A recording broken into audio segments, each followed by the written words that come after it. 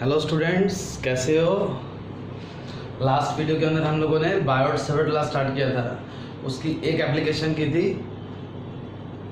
और उसके अंदर हमने मैग्नेटिक फील्ड निकाला था at the centre of circular loop. आज जो बायोट सेवर्ट लॉ की सेकंड एप्लीकेशन ले रहे हैं उसके अंदर मैग्नेटिक फील्ड निकालेंगे at the axis of A current carrying circular loop. इसलिए मैंने यहाँ लिखा हुआ है magnetic field at the axis of A current carrying circular loop. ये देखो, ये कोई करंट कैरिंग सर्कुलर लूप है, ऐसे रखा हुआ है वर्टिकली, और ये इसकी एक्सिस है।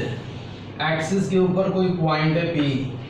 हमारा एम है, our aim is to find magnetic field at point P। Let I is the current following through this loop. जैसे आपको लास्ट वीडियो में बताया, जहां भी हमें बायोट सेवर्ट लॉ अप्लाई करना होता है, that is applicable only for very small element. So here also we consider a very small element of this ring. Let it be DL1, और जो स्मॉल एलिमेंट मैंने DL1 लिया है, इसकी length कितनी है DL। ये जो सर्कुलर लूप है इसकी रेडियस A एज्यूम कर रहे हैं। सेंटर O से R डिस्टेंस के ऊपर है ये पॉइंट हमारा P, where we have to find magnetic field. क्या था Biot Savart law? According to Biot Savart law, dB is equal to mu naught I dl sin theta over 4 pi r square. ये Biot Savart law होता है कि small current carrying element है DL, I इसमें current flow कर रहा है, तो r डिस्टेंस के ऊपर कितना मैग्नेटिक फील्ड होगा। यहाँ ये DL1 है स्मॉल एलिमेंट, इसके कारण P पॉइंट पर निकालेंगे मैग्नेटिक फील्ड। इसकी डिस्टेंस कितनी बनेगी P पॉइंट से? This will be a square plus R square under the root. जो मैग्नेटिक फील्ड आएगा P पॉइंट पर DL के कारण, उसकी डायरेक्शन क्या होगी? Perpendicular to surface. This is DB1। लिख सकते हो, let DB1 is the magnetic field due to DL1, then magnitude of DB1 will be equal to, इसको अप्लाई करो यहाँ पर, mu naught I dl sin 90 over 4 pi R distance कितना है? A square plus R square. ये root ये वाला R square ये वाला दोनों आपस में कैंसिल हो जाएंगे, इसलिए इसको छोड़ दिया। ये जो स्मॉल एलिमेंट है इसके साथ ये साइड हमेशा 90 एंगल बनाएगी, टेंजेंशियल जाएगी। तो और we can write as DB1 is equal to DB1 magnitude लिख रहे हैं mu naught I dl over 4 pi A square plus R square. यहां तक कोई प्रॉब्लम? नाउ यहां आपको लिखना है, now let us consider another similar small element, say DL2, such that length of DL2 is also DL and this element is diametrically opposite। Diameter है ना ring का, इसके बिल्कुल अपोजिट एंड पर। And magnetic field due to this DL2 at P will be, let it be DB2, और DB2 का magnitude उतना ही होगा जितना DB1 का था। ये DB2, कारण करंट सेम है, डिस्टेंस भी सेम है, इसलिए मैग्नीट्यूड जो मैग्नेटिक फील्ड का आएगा वो भी सेम होगा। अब देखो हमारा एम तो अल्टीमेटली है पूरी रिंग के कारण मैग्नेटिक फील्ड निकालना। हमने तो अभी दो एलिमेंट लिए स्मॉल dl1 dl2, उसके कारण निकाल रहे हैं। उन दोनों को भी सिंपली ऐड नहीं कर सकते क्योंकि दोनों में कुछ एंगल है। 0 का होता तो वो ऐड कर देते, 180 का होता माइनस कर देते। अब इसको सॉल्व करना पड़ेगा। हम यहाँ वेक्टर को रिजॉल्व करके लेंगे। Let this angle is alpha, तो this will also be equal to alpha. अगर ये अल्फा है तो ये 90 माइनस अल्फा, ये वाला भी अल्फा बनेगा। सिमिलरली ये भी अल्फा बनेगा। इसको रिजॉल्व करो dv1 को। Here you will get dv1 sin alpha और इसका कंपोनेंट dv2 sin alpha, यहाँ dv2 cos alpha, here dv1 cos alpha। लिख देते हैं इसके बारे में। Let BD is the resultant of dv1 and dv2. To find this we resolve dv1 and dv2, and from picture we can see that dv1 cos alpha and dv2 cos alpha being equal and opposite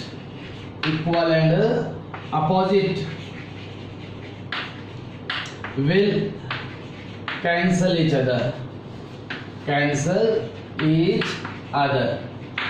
हमें dv1 और dv2 को add करना था, मैंने इनको resolve कर लिया। Resolve करने के बाद क्या देखते हैं, dv1 cos alpha and dv2 cos alpha ये दोनों इक्वल भी है और अपोजिट भी है, so they will cancel each other. इसका मतलब ये हुआ इन दोनों को ऐड करने के लिए अब सिर्फ इन दोनों को ऐड करना है।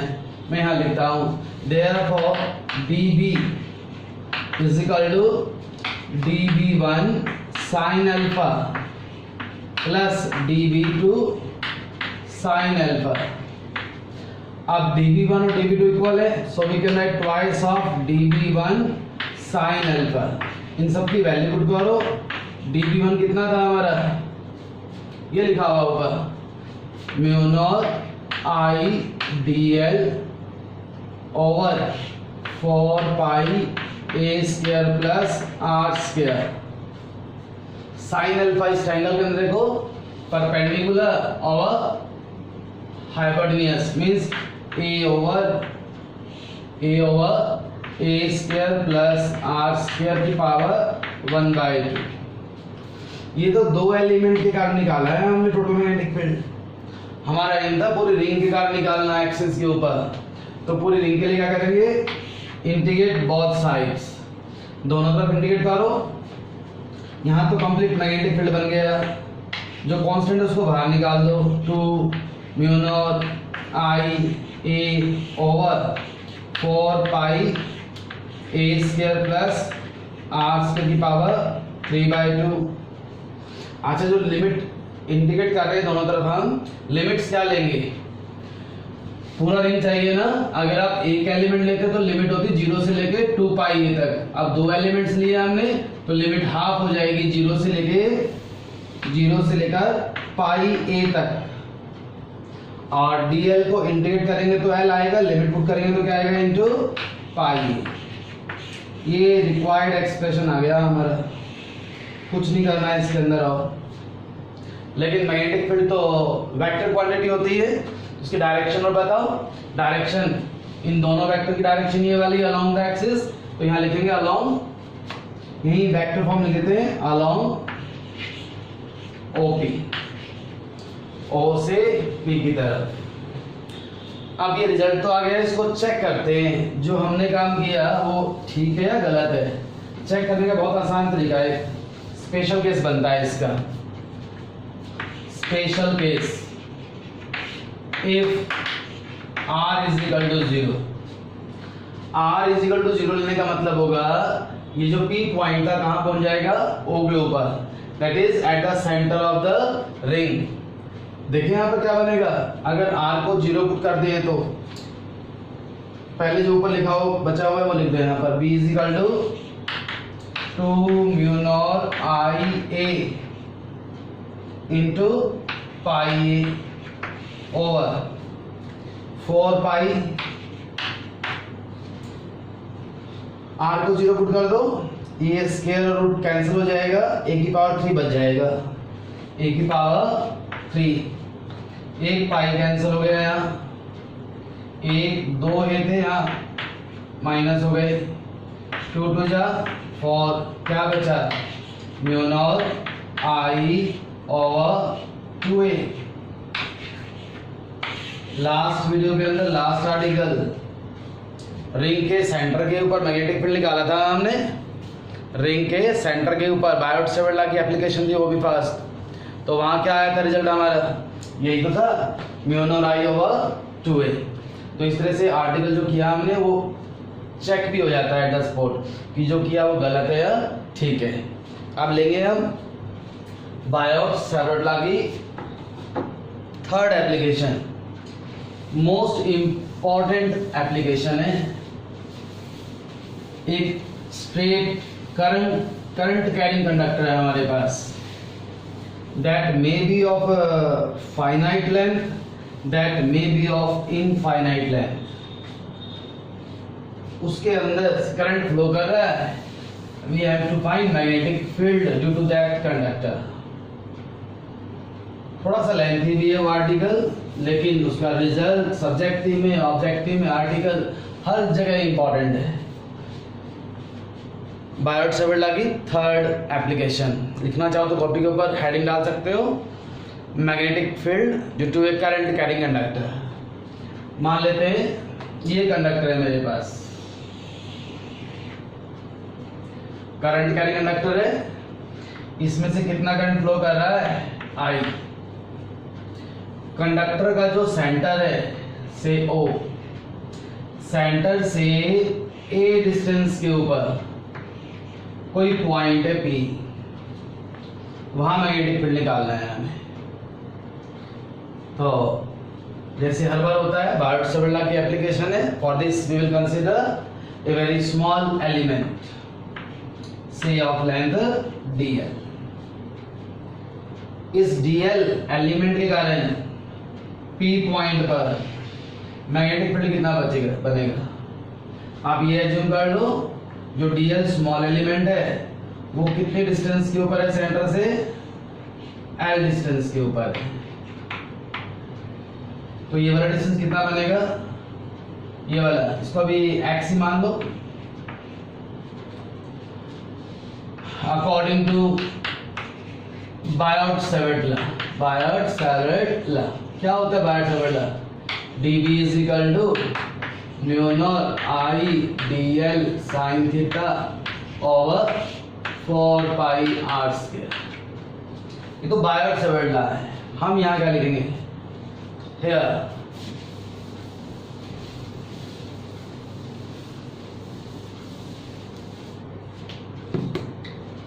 हियर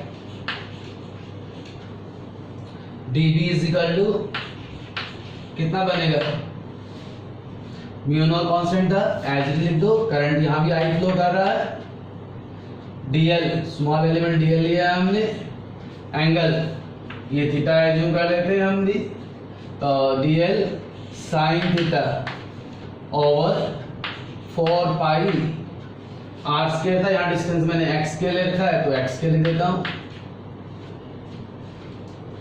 स्मॉल एलिमेंट का निकाल लिया, पूरे के लिए इंडिकेट कर दें क्या। यहां सबसे बड़ी प्रॉब्लम आती है अगर हम इंडिकेट करें तो किसके रिस्पेक्ट में करें। देखो dl को थोड़ा सा भी ऊपर या नीचे करूंगा तो थीटा की वैल्यू भी चेंज होगी और x की वैल्यू भी चेंज होगी, तो लिमिट्स यहाँ प्रॉब्लम क्रिएट करती है। हम क्या करेंगे, इस फार्मूले को ही चेंज करेंगे, थोड़ा मॉडिफाई करेंगे। इससे इक्वेशन नंबर 1 है। इस ट्रायंगल में देखो, लेट दिस एंगल इज 5, ये तो 90 का एंगल है, थीटा प्लस 5 कितना बना है यहाँ, थीटा प्लस 5 90 का, so I can say theta is equal to 90 minus 5। अगर ऐसा है तो I can write sine theta is equal to sine 90 minus five is equal to cos five. Question number 2 कर क्या रहे हैं हम? मैंने आपको बोला कि अगर मैं एल की वैल्यू को चेंज करता हूं तो x भी चेंज होता है, थीटा भी चेंज होता है। तो मैं अब क्या करूंगा, इन सबको a की टर्म में लिखूंगा। a की वैल्यू कभी चेंज नहीं होती, कांस्टेंट है, सेंटर से डिस्टेंस है, क्योंकि आप dl को वैल्यू कहीं भी ले जाओ through out length a will not change. तो उसके लिए a और फाई लेके आना है अपने को। पहले मैंने थीटा को रिप्लेस कर दिया फाई से, अब dl को रिप्लेस करेंगे। कैसे रिप्लेस करेंगे? इसी राइट एंगल ट्राइंगल के अंदर देखो, ये L और ये A मींस ये परपेंडिकुलर और ये बेस दोनों किस में आते हैं? टेंजेंट में। Also tangent phi is equal to L over A और L is equal to A tangent phi. So I can write dl over d phi is equal to a secant square phi और dl is equal to a secant square phi into d phi। Question number 3। dl को भी लिख लिया ना, यहाँ dl आ रहा था, किसकी टर्म में लिख लिया हमने? फाई की टर्म में और a की टर्म में। और क्या बच गया यहाँ पर? l हो गया, थीटा हो गया, x बच गया। x को भी a की टर्म में लिखेंगे। x हाइपोटेन्यूस है और a बेस है, दोनों किस में आते हैं? cos थीटा में। तो यहाँ लिखेंगे cos phi is equal to base over hypotenuse. यहाँ से x की वैल्यू कितनी आ गई? a over cos phi, a over cos phi या a 1/cos क्या होता है? सेकंड होता है, secant phi. Question number 4। Now put equation 2, 3 and 4 in 1। First के अंदर पुट करो सभी। You will get dB is equal to mu naught I dl की जगह a secant square phi into d phi, फिर sin थीटा की जगह cos phi, उसके बाद डिनोमिनेटर में 4 pi as it is, x square का मतलब a square secant square phi। ये वही बायोट सेवर्ट लॉ है, हमने तो सिर्फ पिक्चर के अंदर कुछ साइन ट्रिग्नोमेट्री अप्लाई करी है तो ये भी क्या हमारा बायोट सेवर्ट लॉ। जो काटता है कैंसिल होता है, कैंसिल कर दो। सेकंड स्क्वायर से सेकंड स्क्वायर गया, एक ए कैंसिल हो गया, क्या बच गया? Mu naught I cos phi over 4 pi a into d phi. ये स्मॉल करंट कैरिंग एलिमेंट के कारण P पॉइंट पर मैग्नेटिक फील्ड आ गया। हमारा एम था पूरे कंडक्टर के कारण निकालना। आप देखो पूरे कंडक्टर के अंदर लिमिट्स क्या लेंगे? आप कह सकते हो फाई की वैल्यू कहाँ से कहाँ तक चेंज होती है। सपोज ये एंगल फाई 1 है और ये एंगल फाई 2 है, तो यहाँ मैं लिख सकता हूँ, दोनों तरफ इंडिकेट कर रहा हूँ, dB is equal to mu naught I over 4 pi a। यहाँ d फाई लिखना रहेगा, अभी d फाई भी लिखो, cos phi into d phi minus phi 1 से प्लस फाई 2 तक। माइनस का साइन क्यों लिया? हम लोग इस कोऑर्डिनेट के अंदर सिस्टम को सॉल्व कर रहे हैं, ये दूसरे कोऑर्डिनेट में गया ऊपर की तरफ, इसलिए ओरिजिनल में जिसको माना है उसे दूसरी तरफ आएंगे। So you will get b is equal to mu naught I over 4 pi a। Mu naught I over 4 pi a तो ऐसे लिख दिया। cos फाई का इंटीग्रेशन क्या होता है? cos फाई का इंटीग्रेशन sin फाई हो गया और लिमिट माइनस फाई 1 से प्लस फाई 2 तक। पुट करो इसको भी, कहाँ करें, ये वाला पार्ट रब कर देते हैं, इसकी जरूरत नहीं है अपने को।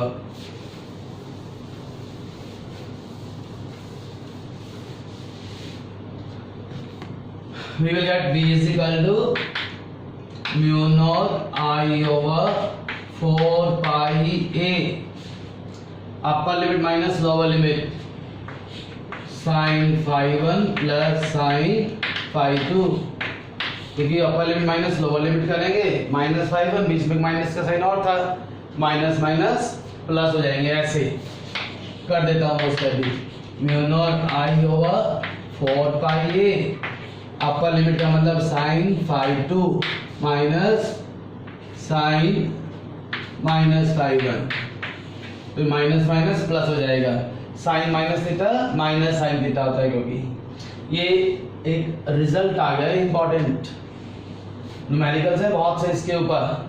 अभी तो हम इस आर्टिकल को ही कंटिन्यू करेंगे। ये जनरल एक्सप्रेशन है, अगर हमारे पास एक फाइनाइट लेंथ का कंडक्टर है, उसके कारण मैग्नेटिक फील्ड निकालना है, तो ये फार्मूला अप्लाई करेंगे। स्पेशल केस देखो, special case first, if L is equal to minus infinity to L is equal to plus infinity, conductor की जो लेंथ है, ये तो सेंटर था, ऊपर भी इन्फिनिटी और नीचे की तरफ भी इन्फिनिटी, इसका मतलब ये होगा इन्फिनिटी का ये लाइन जो यहाँ मिल रही है इसको कभी नहीं मिलेगी, दोनों पैरेलल में चलेंगी, ऊपर भी और नीचे भी। इन दैट केस these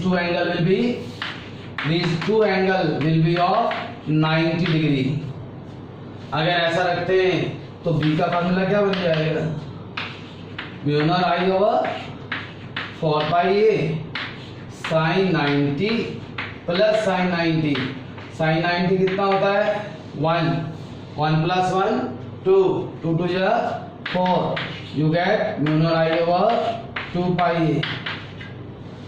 ये वही रिजल्ट नहीं आ गया जो रिंग के सेंटर पे आया था, नहीं, ध्यान से देखो, वहां पर ये पाई का फैक्टर नहीं था, रिंग के सेंटर पे निकालते mu naught I over 2a आता है, यहाँ म्यू नॉट आई ओवर 2 पाई ए आता है।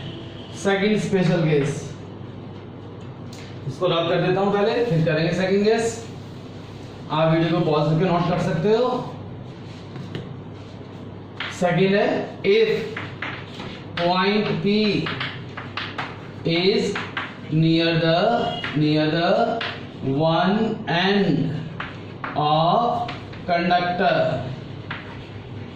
मतलब ये वाला पोर्शन है जो कंडक्टर के एंड के पास आ गया, इसको दबा दो नीचे, तो ये एंगल कितना बन जाएगा 0, दैट इज फाइव 1 हो गया 0 और 5 2 90 का, एक तरफ तो इंफिनिटी तक है, उस केस में भी कितना बनेगा mu naught I over 4 pi ए, क्योंकि ये तो हो गया 0, ये हो गया 1, 0 प्लस 1 1, तो as it is. Third special case, if P is on the surface of conductor, अगर ये P पॉइंट हमारा कंडक्टर के सरफेस पे आ जाए तो क्या होगा, तो आंसर आएगा 0। और इसने बताया था जब कंडक्टर में से करंट पास करते हैं उसके चारों तरफ मैग्नेटिक फील्ड प्रोड्यूस होता है, ना कि उसके सरफेस के ऊपर। समझ में आ गया। बायोट सावर्ट लॉ की इस तरह से हमने तीनों एप्लीकेशंस कंप्लीट कर ली।